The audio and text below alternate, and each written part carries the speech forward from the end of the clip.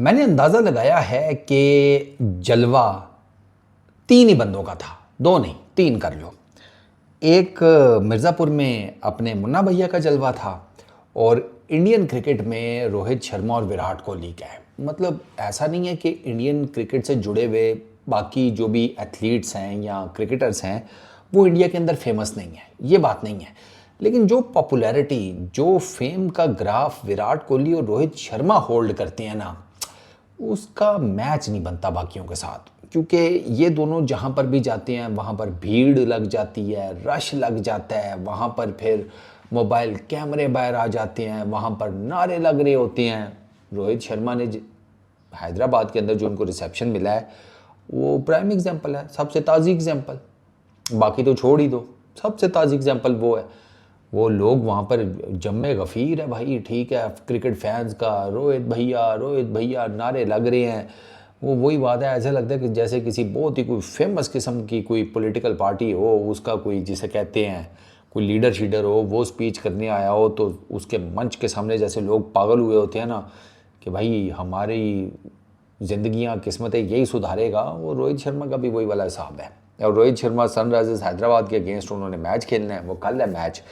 पिछला मैच जो उनके अगेंस्ट खेला था उसमें रोहित ने मेरा ख्याल है को 20-30 किए थे। और उससे जो अगला मैच है, मतलब वानखेड़े में तो जीते थे एसआरएच के अगेंस्ट। अब देखना ही है कि हैदराबाद में एसआरएच के अगेंस्ट मुंबई इंडियंस कैसा परफॉर्म करता है। जीत उनके लिए ज़रूरी है, हैट्रिक उन्होंने की है, पीछे 3 मैच वो लगातार जीते हैं।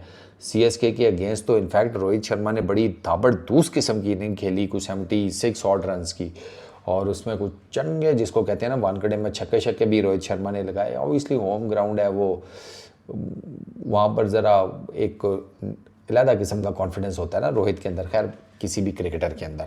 तो रोहित शर्मा का जो अपना बैटिंग का ग्राफ है ना, उसका ऊपर जाना बड़ा ज़रूरी है।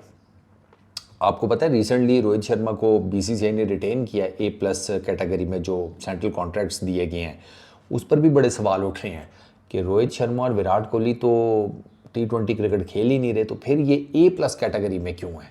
क्योंकि A+ कैटेगरी टेक्निकली कुछ 4-5 बंदे ही हैं उनके पास है, रोहित हैं, विराट है, उसमें जस्सी है, बुमराह, जड्डू है, 4 ये, और अन्ना, हाँ ऐश अन्ना थे पहले लेकिन वो तो अब रिटायरमेंट ले लिया तो उनका तो साइड पे होगा, तो ये 4 रह गए हैं।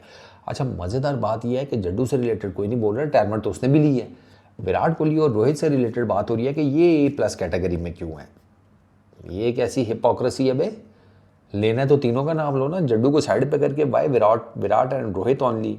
एक तो मेरा ये सवाल है। तो बाकी अब उसको भाई दी है तो दी है।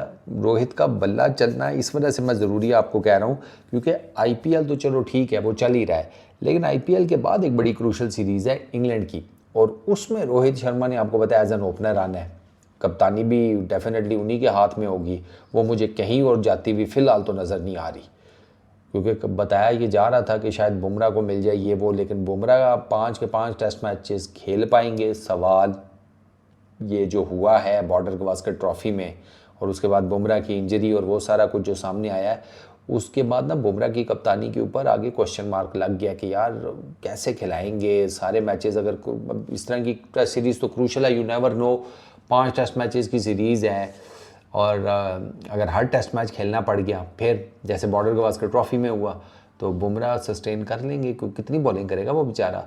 तो रोहित शर्मा ही है कप्तान, वो मुझे अब कप्तानी फ़िलहाल कहीं और जाती भी नहीं नज़र आ रही, लेकिन रोहित शर्मा का अपना बल्ला चलना बहुत ज़रूरी है। और ये जितना फ़ैन क्लब उनका आता है ना, जो सारा मतलब अच्छा खासा एक नंबर आता है, वो बुनियादी तौर पर यही चाहती है कि रोहित शर्मा का जो बैट है ना वो चले, आईपीएल में भी चले, उसके अलावा भी चले, क्योंकि आपका कप्तान उसका विद द बैट परफॉर्म करना बहुत ज़्यादा ज़रूरी होता है। यहाँ विद द बॉल कप्तान की अपनी परफॉर्मेंस के ऊपर ही तो पूरी की पूरी टीम खड़ी होती है ना, उसकी परफॉर्मेंस ऊपर नीचे हो तो जो टीम का भी ओवरऑल मोराल होता है वो डाउन हो जाता है, और फैंस का भी।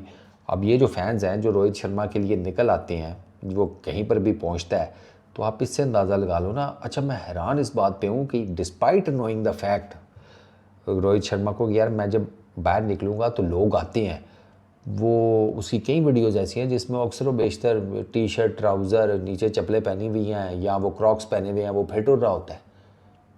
किसी गलियों शलियों में, बिल्डिंग्स में, पुराने जानने वालों से मिलने मिलाने, दिस दैट ये वो, उसका और ही लेवल चल रहा है रोहित शर्मा का। वो मैंने आपको बताया ना, उसके अंदर का जो एक वो मिडिल क्लासियों वाली ओपननेस है ना, वो नहीं गई। वो कहता है वो जुड़ा हुआ है अपनी, वो जो एक बेसिक एसेंस होता है ना, वो उससे जुड़ा हुआ है। और यही चीज़ ऐसी है जो रोहित शर्मा को ना बाकी सबसे डिफरेंट करती है, इवन विराट से भी डिफरेंट करती है। कि रोहित शर्मा जो है ना, वो he is way too easy going. वो टीम को भी बहुत डिफरेंट रखता है। विराट ने टीम को बहुत डिफरेंट रखा हुआ था, विराट के अपने प्रिंसिपल्स थे, रोहित के बिल्कुल डिफरेंट है। रोहित के अपने प्रिंसिपल्स हैं, वो उस हिसाब से चलता है और he is doing good, there is no doubt. तो वो अहम ही नहीं। देखो, रोहित शर्मा का जो फ़ैन क्लब है ना, वो बहुत डिफरेंट है, बहुत डिफरेंट। वो अब मुझे रोहित शर्मा बेसिकली बहुत पसंद है और मैं उसको कई दफ़ा बता चुका हूँ और उसकी रीजंस भी मैंने बताई दिए हैं कि बैटिंग, क्रिकेट, वो सारा कुछ अपनी जगह के ऊपर, लेकिन वो एक आम इंसान के लेवल के ऊपर वो जो एक केमिस्ट्री सी उसके साथ फील होती है ना, that is the main reason कि रोहित शर्मा के गिर्द आपको सैकड़ों लाखों क्रिकेट फैंस नज़र आते हैं। ये सबसे बड़ी रीज़न है, बेशक जाकर सर्वे कराकर चेक कर लें। इस वीडियो में इतनी। अपना बहुत ख्याल रखना, नेक्स्ट वीडियो में मुलाकात होगी। Peace out.